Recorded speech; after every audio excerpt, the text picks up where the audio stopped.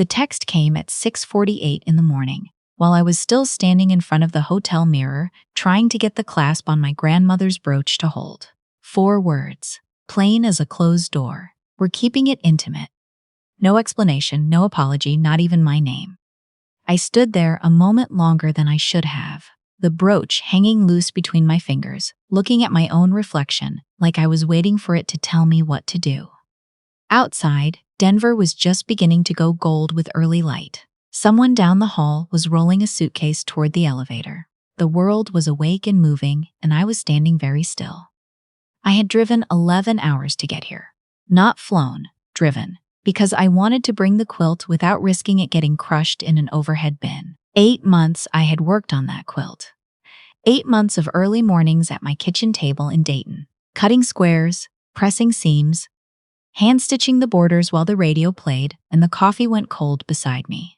Each square was a piece of fabric chosen from our family's life. Blue checked gingham from the curtains in the house where my son grew up, cream linen from a shirt of Walt's I couldn't bring myself to donate, soft yellow cotton printed with small ducks from a receiving blanket I'd saved in a box in the closet for 37 years. I had intended to lay it in the crib myself, to show my daughter-in-law how each square was chosen, to hold my first grandchild and say, "This came from the people who loved before you. Welcome to us." Now I set the brooch on the bathroom counter and sat down on the edge of the tub. I didn't cry. I wanted to. There was something in my chest that pressed outward like a fist behind my ribs. But the tears didn't come. Instead, I sat very straight, hands folded, the way my own mother had taught me to sit when something was too large to speak about. You hold yourself until you can trust yourself. That was her rule. I had forgotten it for many years, and now it came back the way old things do. Suddenly, without announcement, when you need it most. I picked up the phone and read the message again, in case I had misunderstood. I hadn't. I thought about calling my son. Imagined hearing his voice on the other end, cautious, a little apologetic in that way that wasn't really apologetic, the way he'd learned to speak to me since Celeste came into his life. Words like "we both feel," and it wasn't personal, and you know how these things are. I put the phone down without dialing. The cedar box sat on the dresser where I'd placed it the night before. I lifted the lid and looked at the quilt, still folded, still perfect.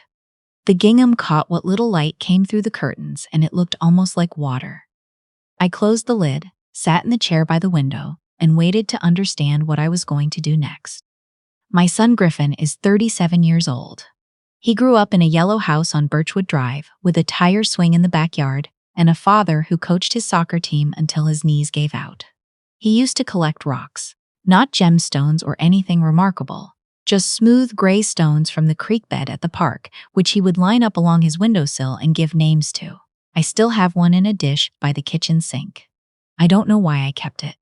I kept a lot of things I probably should have let go, and let go of things I probably should have kept. He was a serious, quiet boy, the kind of child who noticed when you were sad before you said a word. When Walt was in the hospital after his first cardiac episode, Griffin was 14. He sat in the waiting room for 6 hours doing his algebra homework without being asked. And when I finally came out to say his father was stable, he just looked up and said, "I know, Mom, I could tell." He always seemed to know back then. I don't know exactly when that changed. It wasn't sudden. It happened the way a river changes course. Slowly, almost invisibly, until one day you look up and the bend you've been walking toward is somewhere else entirely. He moved to Denver at 26 for a position he got straight out of graduate school. I drove him to the airport, helped him pack boxes the week before, sent a check for the security deposit because his savings were thin. That was $4,200. I remember because I had to call the bank to move funds between accounts, and the teller asked if I was certain. I said yes without hesitating. He was my son. He met Celeste at a work event 2 years later. She was intelligent, polished, came from a family in Connecticut with a last name that opened certain doors. I liked her at first. She looked at my son like he was worth looking at. What mother wouldn't be glad? But something shifted at the first Christmas they came home together. Small things. She corrected the way I'd set the table, gently and with a smile. "Oh, I think the fork goes on the other side," as though I had done it by accident for 30 years.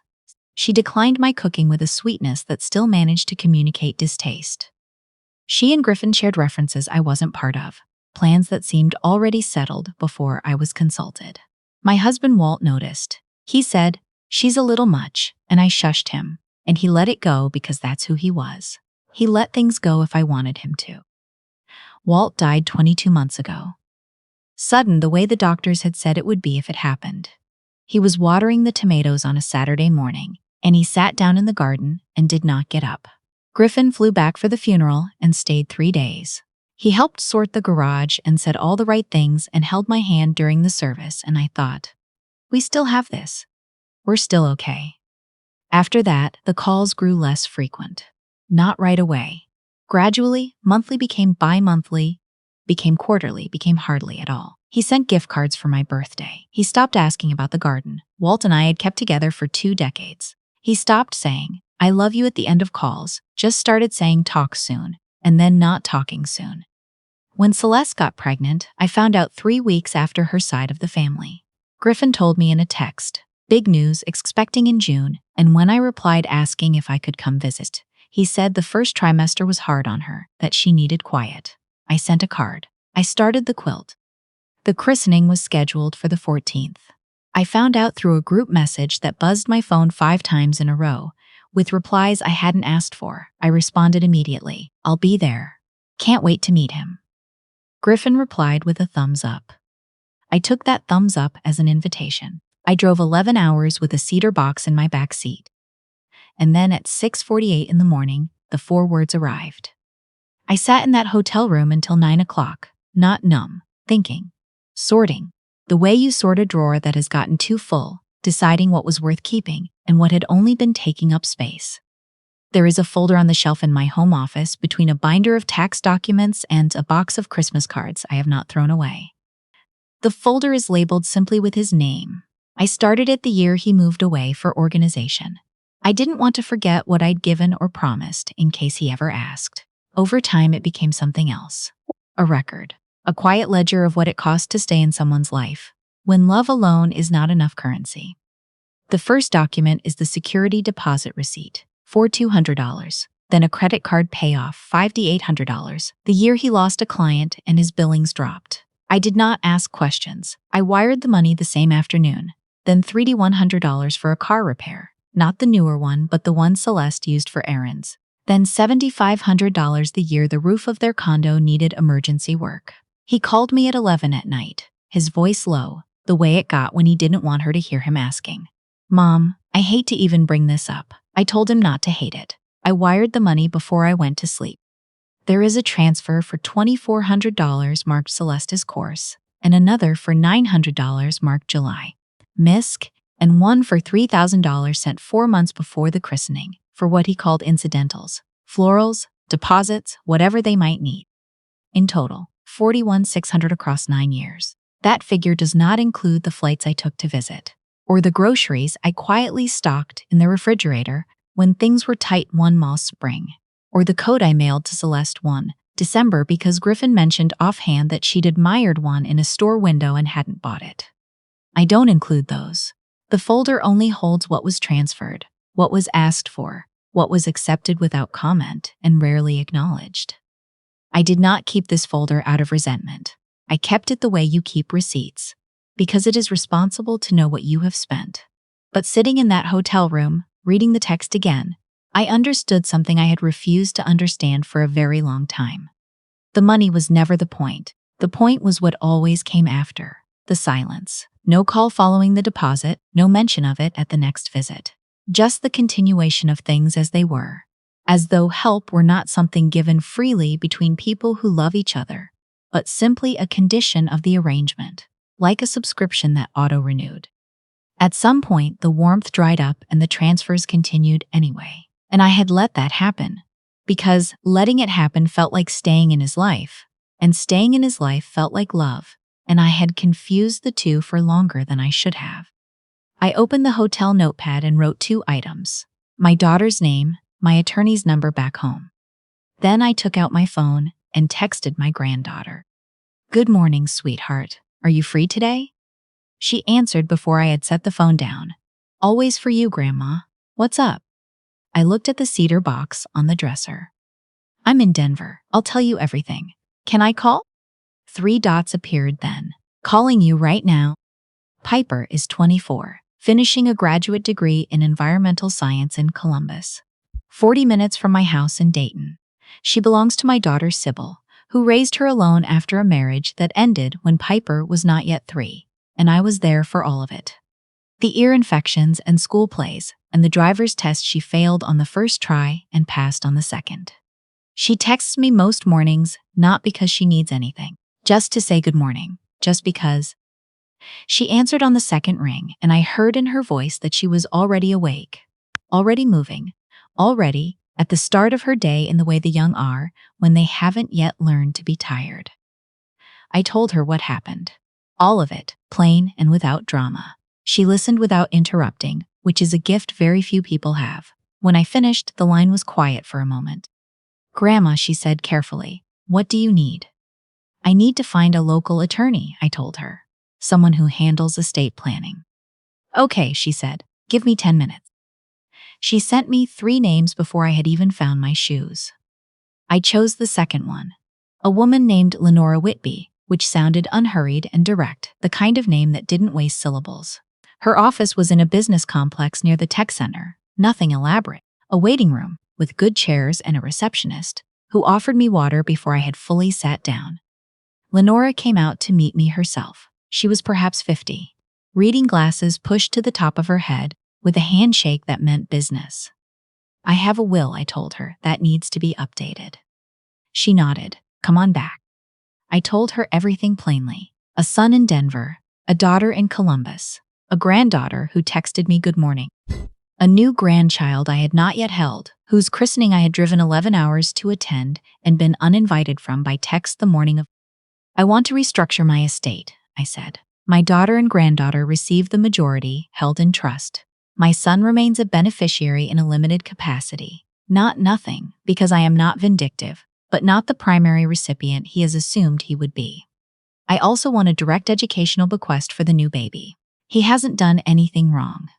He is 6 weeks old. I want him to know, when he's old enough to understand, that his grandmother thought of him. Lenora looked at me steadily. That's a thoughtful distinction. I know what it is, I said. It's the difference between punishing my son and releasing myself. She nodded once and made her notes. 2 hours later, I walked out with a folder, a business card, and a set of decisions that had been waiting a very long time to be made. I sat in my car in the parking lot and ate a granola bar I'd had in my purse since Ohio. It tasted like cardboard, and I ate the whole thing. That afternoon, I called the bank. I went through verification.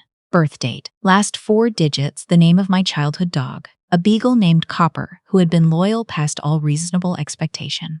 Once confirmed, the representative read me the active scheduled transfers. 1 monthly, 1 quarterly, 1 annual disbursement set for the following month. Cancel them all, I said permanently, and revoke any secondary access associated with those accounts. There was a short pause. May I ask the reason for the record? Clarity, I said. She processed everything and confirmed by email within the hour. I read every line. It was all of it, real and irrevocable and quieter than I had expected. Piper drove from Columbus that same night. 6 hours overnight, because she said she was not going to let me sit alone in a hotel room in a city where I didn't know anyone. She knocked on my door at 7 in the morning with 2 coffees and a paper bag of pastries she'd found open on the way in. She looked tired and clear-eyed the young look, when they've done something on purpose. You didn't have to do this, I said. I know, she said, and came inside. We sat at the small table by the window. She poured cream into my coffee without asking, because she knew how I took it, and I thought, this is what it means to be known. Not perfectly, not always, but in the daily particular way that means someone has been paying attention. Tell me everything, she said. So I did. The whole of it. Things I hadn't said on the phone, the years of slow drift, the Christmases where I'd laughed at jokes I didn't find funny, the gift cards in place of calls, the way my husband's name stopped being said aloud in his own son's house, the money. I told her the money too. She was quiet for a long time after that. She broke a piece of pastry apart and set it down on the paper bag without eating it. "How much, Grandma?" "Enough," I said, "that it would have mattered somewhere else." She looked at me, and her eyes, Walt's eyes, his mother's before that particular dark brown that passed through the family like a signature, were steady but asking. "I'm angry," she said quietly, "for you." "I know," I said, "but I'm not. I think the anger was there for a long time, and this week just let me finally see what I'd already decided. You can love someone and still stop organizing your life around a space they've left for you. I am 63 years old. I have a garden that needs tending. I have you." She looked down at her coffee. Then she said, "What are you going to do with the quilt?" I had moved the cedar box to the floor the night before, unable to look at it on the dresser and unable to put it away. I thought about that for a moment. I thought about the 8 months of early mornings, the blue gingham, Walt's shirt. "I want you to have it," I said. "Grandma, I made it for someone who will know where it came from. You'll know. Your children will know. That's all it was ever for." She lifted the lid the way people open things they want to remember opening. She ran her fingers across each square slowly. The gingham, the cream linen, the yellow ducks, the small daisy print from a dress I'd worn to Griffin's kindergarten graduation. She pressed her palm flat against the center of it. "It's warm," she said, which made no logical sense and made complete sense. "Keep it," I said. "Let it be used." She nodded. She didn't say thank you, which was exactly right. Some gifts don't need thanking. They just need receiving.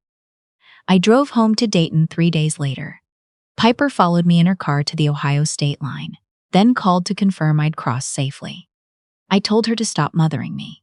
She said she was going to do it anyway, and I might as well get comfortable. The house greeted me with its familiar creak and the smell of lavender sachets in the closets. I walked through each room slowly. Walt's reading chair sat under the lamp exactly where it had always been. The tomato plants in the garden had gotten leggy while I was gone, but they were still standing, still reaching.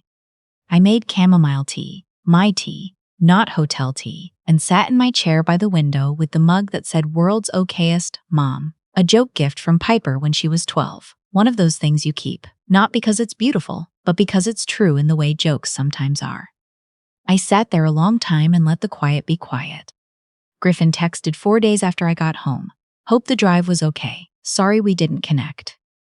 I read it several times, looked for something inside it to hold on to. There was nothing there, no acknowledgement of what he had done, no question about how I was, just the shape of an apology with nothing filling it. I put the phone face down on the table. I did not respond. Not out of cruelty, out of honesty. There was nothing yet to respond to. I opened my contacts and called Piper instead. She answered on the second ring. "Hey, how's the garden?" "Leggy," I said, "but coming back." "Sounds about right," she said. "It's been 4 months since the christening. The forsythia along my back fence has finished its blooming and gone green. Ordinary, reliable, needing nothing from me to keep going. I find I like ordinary things more than I used to. The light through the east window at 7:30. The sound the kettle makes when it is almost ready. The neighbor's dog that barks once at the mail carrier every afternoon, as though every afternoon the mail carrier is still a surprise. Piper visits most months. She brings her laundry sometimes, and we fold it together at the kitchen table while she talks about her research, something to do with soil remediation at contaminated industrial sites, which sounds grim, but which she describes with such genuine love that I find myself curious without fully understanding any of it. She has taken to wrapping the quilt around her shoulders when she naps on the couch. I told her it was made for a crib. She said, "Quilts have no opinions," and I didn't argue. Griffin hasn't called. I haven't called him either. I will not pretend there is no grief in that. There is. It lives in certain moments.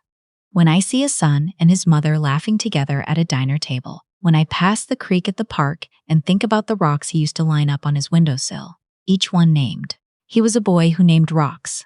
I love that boy. Even now, even from this distance, I just no longer believe that love obligates me to fund someone's indifference to me, or to keep making myself smaller in hopes of someday fitting into the shape of family he has decided he wants. Last month, I took the folder from my office shelf and shredded it, not in anger.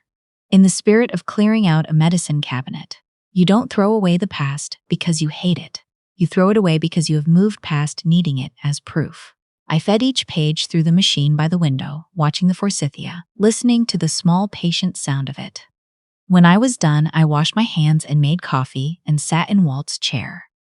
I talked to him for a while, the way I sometimes do. Soft words that don't go anywhere in particular. I told him about Piper and the quilt. I told him the baby's name. I had found it eventually through the group text that kept buzzing. Reed, which is a sturdy name, a name with some weight to it. I told Walt. I hoped Reed would grow up to be the kind of man who noticed when someone was sad without being told. The kind who came home. I think Walt heard me. I have no way of knowing. But the room was warm, and the coffee was good, and outside 2 sparrows were arguing in the forsythia. In that way, birds do, brief and loud and over before you finished watching, and I thought, this is a life. It doesn't look like what I planned it to look like, but it is mine, it is real, and no one else's choices can take that from me. I found a photograph last week, behind other photographs in the album in the hall closet. Griffin, at maybe 8 years old, sitting on Walt's shoulders at a 4th of July parade, one hand shielding his eyes from the sun, the other pointing at something I can't see from the angle of the camera. He is laughing the way children laugh, without reservation, without holding anything back. I took the photo out and held it for a long time. Then I put it back between the pages where it had always been, and I closed the album. Some things do not need to be looked at every day to remain true.